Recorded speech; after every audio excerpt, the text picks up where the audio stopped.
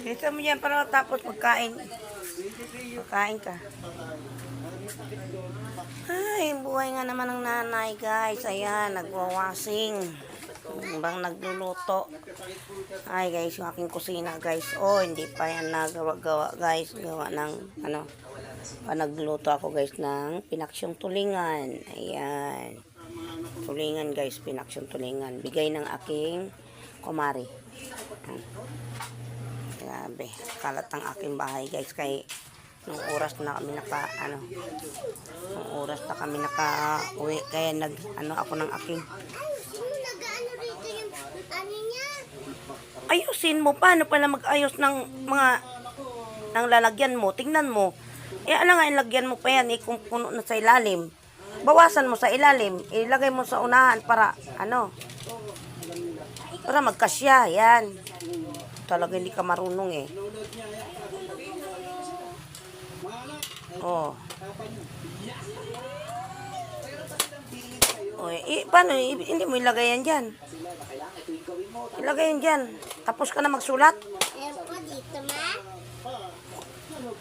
Oo. Tapos ka na magsulat?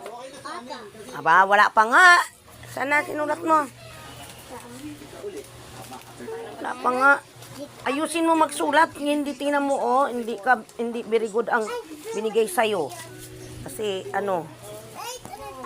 ito, asan na yung sinulat mo? Manapin mo. Diyan.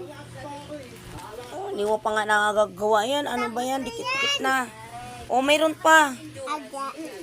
Mayroon pa. Sabi mo pagkatapos sa... Ay, wala pang ulam. Buksan mo muna. Meron pa. Ito no. Ano mo ha.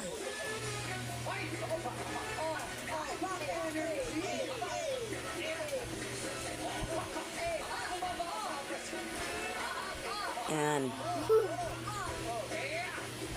Alam ko na sa pangalan ko. Kaya nga, isulatin mo. Gayahin mo.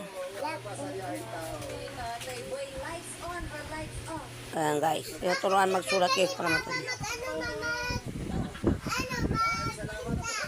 Ay, siyempre malayo tinitindahan nun. Yung malayong paninda yun. Uwi rin yun mamaya. Si Cora ay masayahin yan. Laging nakangiti. At may nakakahawang aura. Tingnan niyo naman. Parang